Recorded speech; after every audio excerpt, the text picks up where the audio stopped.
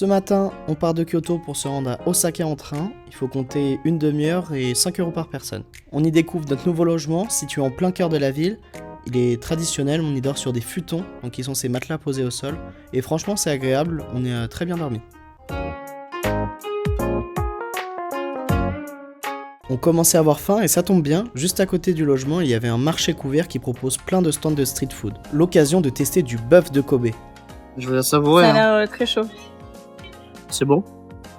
Mais c'est pas dingue. Rien de révolutionnaire. Un peu déçu tellement on en avait entendu parler, mais c'est pas grave, il y a plein d'autres choses à tester. On va tester ce matcha. Du coup, on a testé et on est déçus de ouf. Ça a goût d'eau. De toute façon, tu C'est- bois ta boisson, c'est pas un matcha latte. Genre. C'est censé être un latte avec du lait d'avoine et de la purée de fraises en dessous. La purée de fraises, laissez-moi dire qu'elle était acide de ouf. Genre la fraise, elle était pas mûre. 0 sur 10. C'est le pire matcha que j'ai bu au Japon. Bon, encore une fois, on dirait qu'on a fait que manger pendant ce voyage, mais c'est normal, Osaka est réputé pour être le ventre du Japon. Ce qu'on voit ici, c'est des répliques d'aliments qu'on retrouve dans toutes les vitrines des restaurants japonais. C'est hyper bien fait. Autre chose pour laquelle la ville est réputée, c'est son shopping. Il y a vraiment plein de magasins, c'est vraiment l'endroit où acheter tous ses souvenirs. Au Japon, quand on est une femme, on doit se mettre quelque chose sur la tête pour empêcher de tacher les vêtements qu'on essaye. Ça, c'est l'équipe de baseball d'Osaka, mais on en reparlera plus tard. À ne pas louper, à Osaka, le Nambai Asaka Jinja, un temple qui sort de l'ordinaire.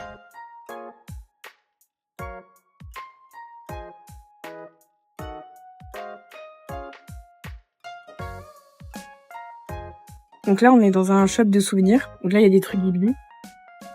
Là, des kékettes. Au Japon, on peut même acheter des cartes Pokémon à l'unité. Et ça, c'est vraiment un bon souvenir. On est allé au temple que je vous ai montré là. J'ai pris le Goshuin et je pense que c'est le plus beau Goshuin que j'ai depuis le début du voyage.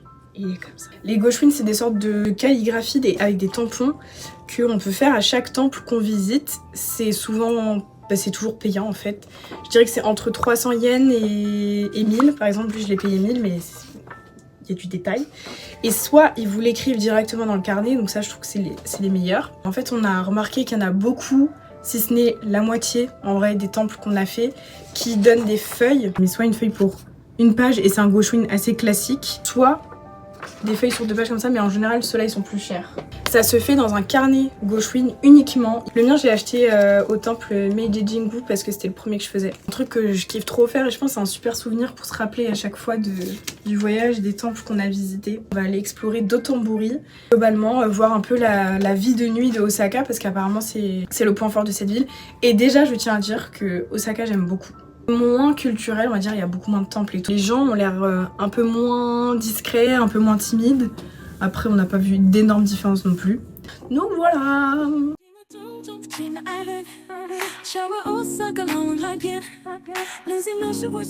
Ce soir-là, on a mangé un de nos plats préférés au Japon, l'omurice. C'est du riz avec au-dessus une omelette et du bœuf wagyu. Cette adresse a été incroyable.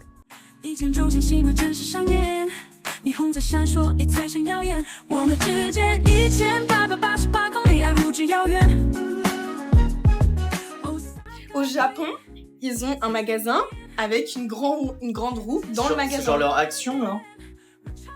Bah, Don Quirote, c'est le magasin où t'as tout et n'importe quoi. C'est Et marrant, hein. ouais. Et là, on est dans la grande roue du magasin à Osaka. C'est fou.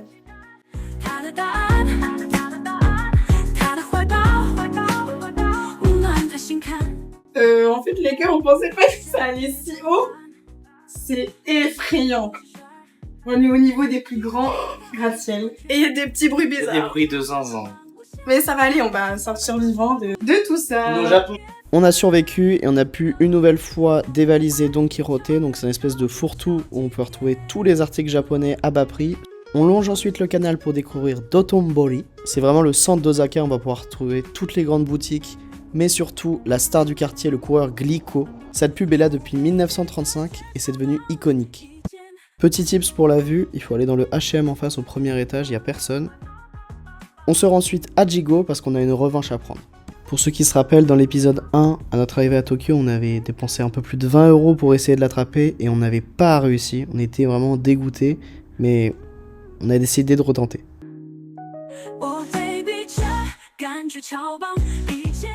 Enfin, On l'a enfin, eu. ils l'ont fait. On a dépensé tellement. C'est de Demon Slayer, on en est à l'épisode 6 de la Voilà. saison 1. Lui, on sait pas qui Je sais c'est. pas qui c'est.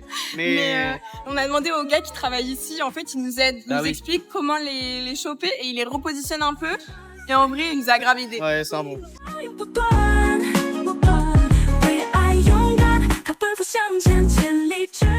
Les gars, on sort de notre gigot Braquage, notre braquage. là, braquage, et on se dit, on se ferait bien un taiyaki. Les petits sa- poissons. là. Vous savez qu'on a adoré les taiyaki de Naruto, qu'on a mangé à Tokyo et à Kyoto. Et là, on se dit, vas-y, on teste de savoir s'il y en a. Bah, il y en a. Donc, vous savez très bien vers où on va. Vers Naruto Taiyaki.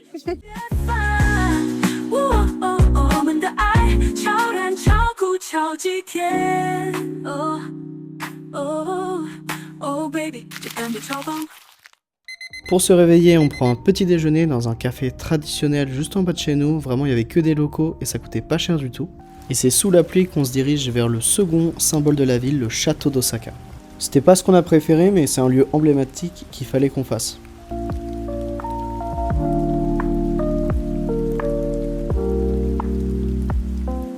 On se dirige ensuite vers un centre commercial pour faire une boutique Ghibli où on a craqué sur des affiches qui étaient magnifiques. C'était à peu près 10 € l'affiche et il y en avait pour tous les films. Généralement dans ces centres commerciaux, il y a plein de boutiques de franchises, donc regardez bien, elles sont souvent regroupées au même endroit. On pourrait croire que ce sont les sumo ou bien le judo, le sport numéro 1 en Japon, mais c'est bien le baseball. Donc on a décidé d'aller voir un match des OX Buffaloes, une des meilleures équipes du Japon. Le stade est magnifique et là-bas c'est vraiment une religion, il y a plein d'animations d'avant-match, tout le monde chante, c'est vraiment une super ambiance. Par contre, c'est pas le sport le plus fun à regarder. C'était notre premier match à tous les deux, on connaissait pas les règles, on a fini par les découvrir, mais c'était un peu long et après 3 heures, on a fini par partir du stade. Contrairement à d'autres sports comme le foot, le baseball c'est un sport où on se retrouve, où on se rassemble, où on discute pendant un match, sauf que nous, on avait une ville à visiter.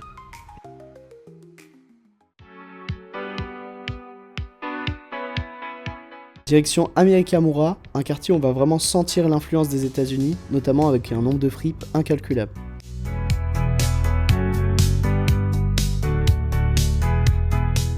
Soit elle, soit toutes les filles. Les garçons, en bof, Ça va avoir un mec. c'est sûr.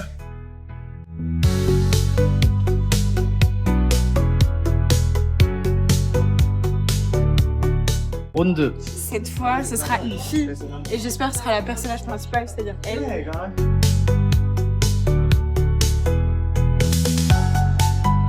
Elle est trop mimi, je l'adore. Je l'adore en faisant l'animé.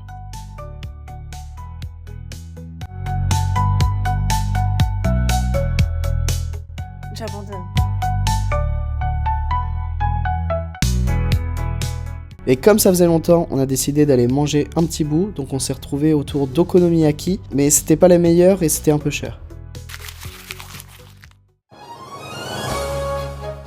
Nouvelle journée et on se dirige à Universal Studios.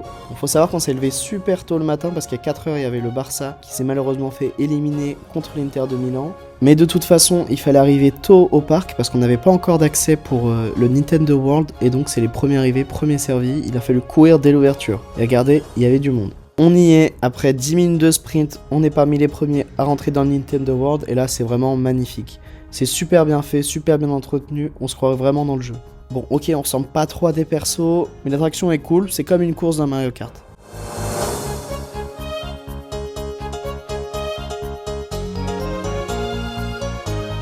Ensuite, on a fait l'attraction Les Dents de la Mer, le gars du parc jouait super bien. Ça, c'est l'attraction principale du parc, et évidemment, elle marchait pas.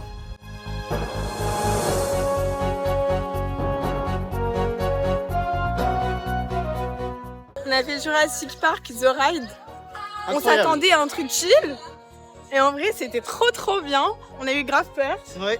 Et on en est C'est- ressorti trempé. Voilà. Mais ça fait du bien, il fait. La température Ouais. est correcte. Et pour l'instant, honnêtement, moi j'adore le parc. Ouais. Genre, c'est trop bien. Banger. C'est un banger. Et on a fait genre 3 attractions.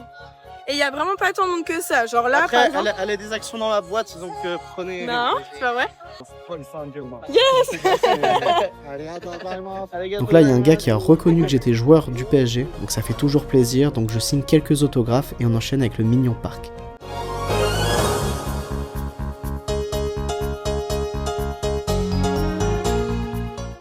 a pris un petit bun Très bon. mignon, c'est très bon. Et on a fait aussi l'attraction mignon, évidemment. Et c'était un truc en 4DX. Et on devenait des mignons. Et c'était très bien, ouais. Ça, on a bien aimé aussi, carrément, on l'a fait 2 fois de suite. Là, on s'est vraiment sacrifié pour la vidéo, on a décidé de tester un peu toute la bouffe qui se faisait dans le parc, et c'est bien parce que pour une fois, c'est accessible et pas dégueulasse.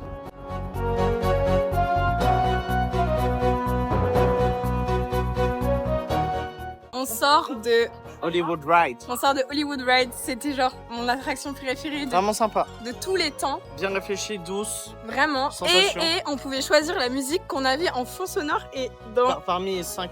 parmi 5 titres. Et dans les 5 choix, il y avait les One Direction. Et j'étais trop heureuse. Genre vraiment, c'était trop bien. Et il est très doux. Il n'y a aucun moment où ça fait mal à la tête, rien du tout. Et le paysage est magnifique. Genre, il a vraiment un chemin très très beau. C'est mon préféré en tout cas sur le Ouais, parc. pour l'instant, oui. Voilà.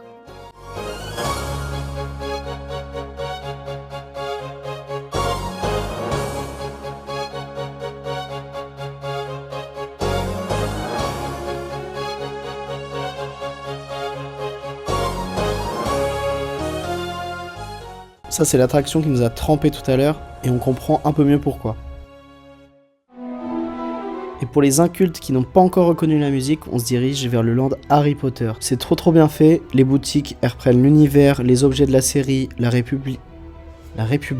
Non, on va pas parler de Macron, la réplique de Poudlard est super bien faite, on s'y croirait vraiment. En fin de journée, on a réussi à choper un nouveau créneau pour aller au Nintendo World, et on n'a pas eu tort parce que le soir c'était vraiment sympa avec la luminosité du soir, ça rendait super bien.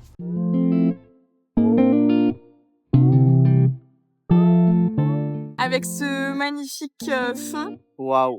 on va vous faire un débrief très rapide. C'était trop cool, juste à la fin, on a fait 2 heures de queue pour Donkey Kong. Donc on est retourné. Jamais. On est retourné dans le land de Nintendo parce qu'on voulait le voir un peu au coucher de soleil et tout. On a fait 2 heures de queue parce que c'était l'attraction la plus récente. Aucun manège vaut 2 heures d'attente. En vrai, il était cool, juste c'est trop long 2 heures. Quoi. Ouais, et on l'a fait en single rider. Hein. Ouais. Donc, Et ça a mis limite autant de temps. Ouais, je pense que ça a mis autant de temps, voire peut-être plus. Bon, enfin bref, en tout cas, c'était une super journée. On a trop kiffé, c'était un super parc.